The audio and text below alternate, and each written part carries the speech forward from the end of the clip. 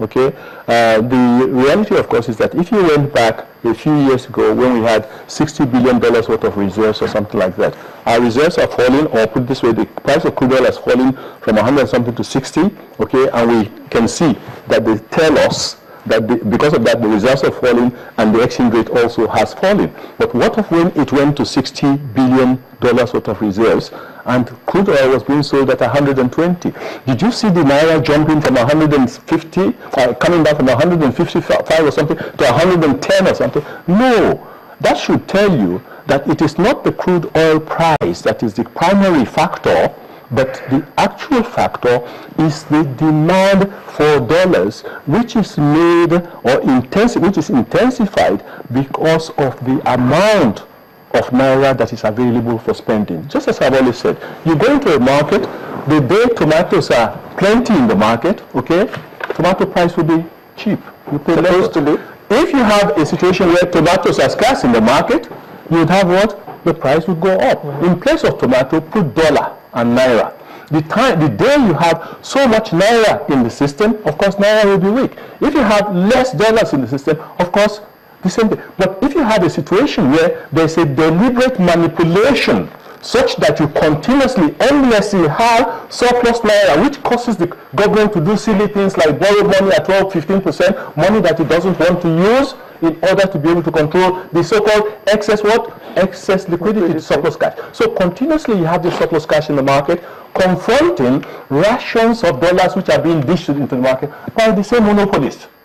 Okay? So you cannot have a situation where the Naira, look, let me tell you something. If the crude oil price jumps to 120 or even 200 now, do you know that you would have a bigger problem than before? No, seriously.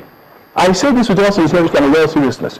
If the price of crude oil jumps to $200, you will pray, God, bring the price down. Why?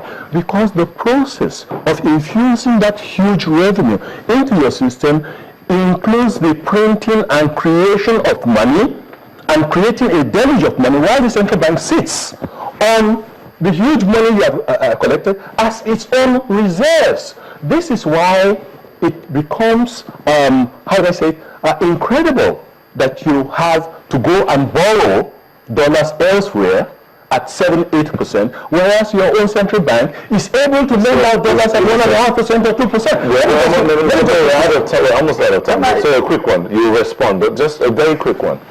Does it mean that the central bank is more interested in its own reserves than the entire economy? I don't have to say anymore. You're absolutely right. Can I say one or two things? I don't think that's demand, like he did say, it's the issue.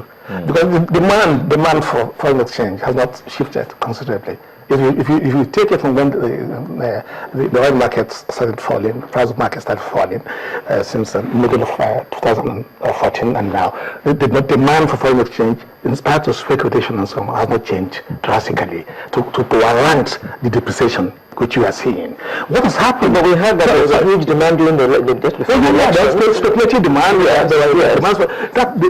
That quantum is not enough. Okay, that's the problem. What happened was that people saw oil market is falling. Nigeria is dependent on oil for about 70-80% of foreign exchange inflow, and then so that they felt that devaluation was going to follow. Okay, and so that threat, and so that people that was flight. So the people were taking their monies and so on and so forth, and then there was speculative attack on the Naira, and so that was what caused it. But it hasn't. I will not live here. It hasn't come down. No, it hasn't. It hasn't. Yeah, it doesn't come down. But I think I will not live here without addressing my friend Henry Boyle's this argument about printing, because he's been on it for a long time. He's written about it. I've proposed it, and he's not told us. Instead of CBN earn our dollars from oil, and CBN is a bank of this government, and it keeps this overseas, and then CBN monetizes this, and for us to inject into this economy, it gives us the Naira equivalent. Now he goes on and says you shouldn't do that. That's what he says that creates the excess Naira. Now how then do you spend this money? Now he goes about to say that this money we should issue Naira and dollar denominated certificates. And we're talking about the realization of this economy. The dollar is not the legal tender in this economy. We cannot begin to issue dollar certificates. And I took a position that said that when you issue that, you're just taking it one step away. Because in that money itself, you're going to pay it into your domiciliary account. And you're going to monetize it because you can't spend. And it's just about mopping up. Let me put it that way. I think it's unfortunate if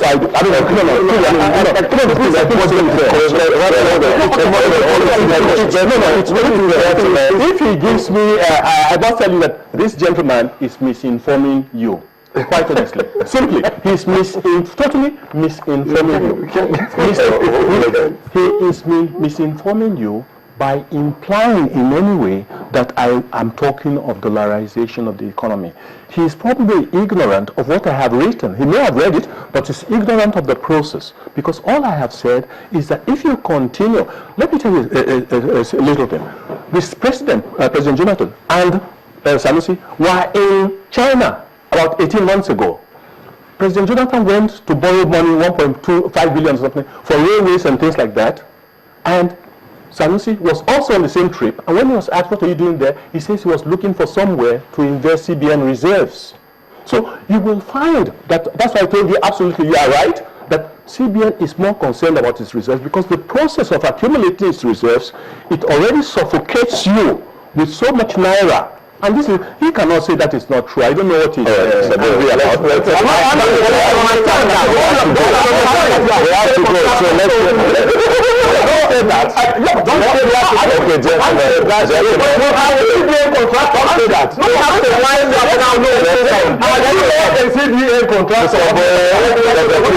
Please. We're going to wind up now. Let's carry on. We have to go real quick. Your final word. No, but this program.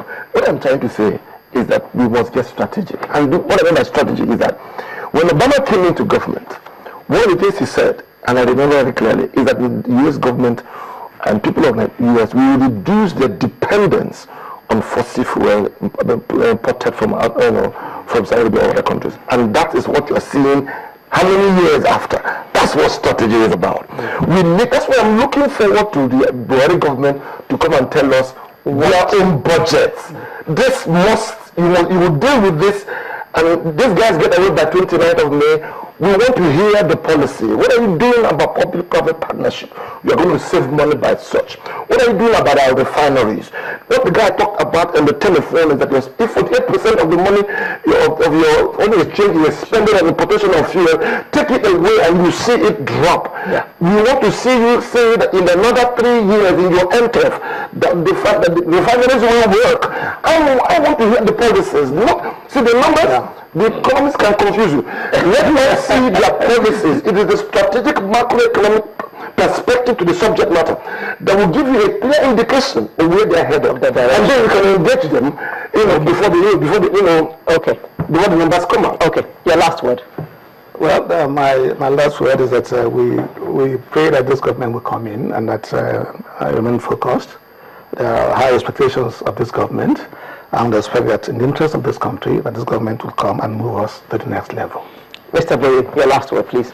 Well, I hate to disappoint you, but there's nothing the government can do to revamp the economy so long as it doesn't recognize the tripod of the table I was talking about, interest rate, inflation, and exchange rate. Okay?